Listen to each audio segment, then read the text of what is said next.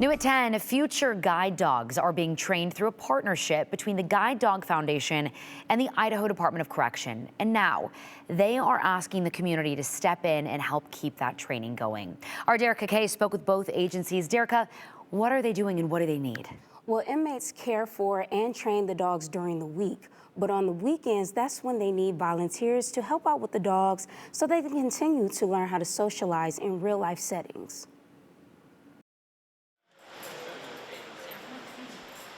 Inside the Idaho Correctional Facility, training dogs is part of the daily routine for some inmates. As soon as I wake up, the first thing I do is I put on my hoodie and then come out here to the busy spot. Chandler has been training B for the last few months, spending hours each day on care and structured training.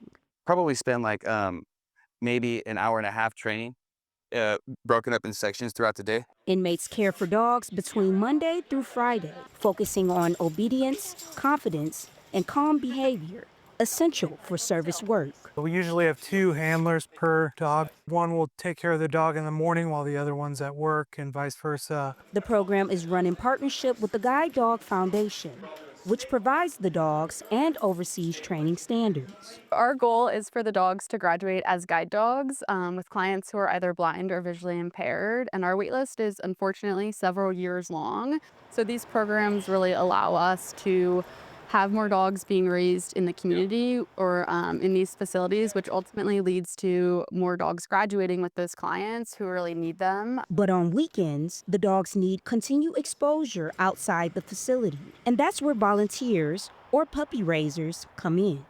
There's a lot that they can see inside of the facility, but there's tons of things that they don't get access to, like your typical grocery store, buses, anything kind of out in the public. And it's really important for an assistance dog to be well socialized. That way, when they're doing their job as a working dog, they don't get startled or they're not fearful of anything that they come across. Nick DeMarco and Jan Peterson have been weekend puppy raisers for more than a year. They say it's more than just dog sitting.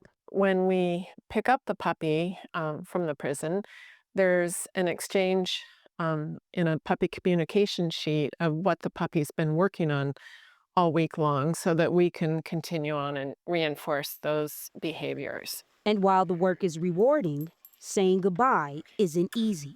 It's kind of like raising children. You get them to 18 and they start a new phase of life, they go to college. Well, about 18 months, these guys go back to get trained. And they start a new phase of their journey.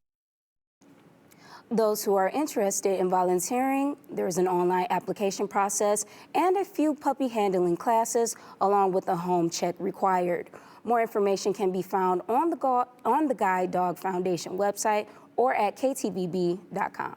I can only imagine how hard it is to say goodbye. That's a long time to be with them, Derica. Yes, it is. Oh, special story. Thank you so much.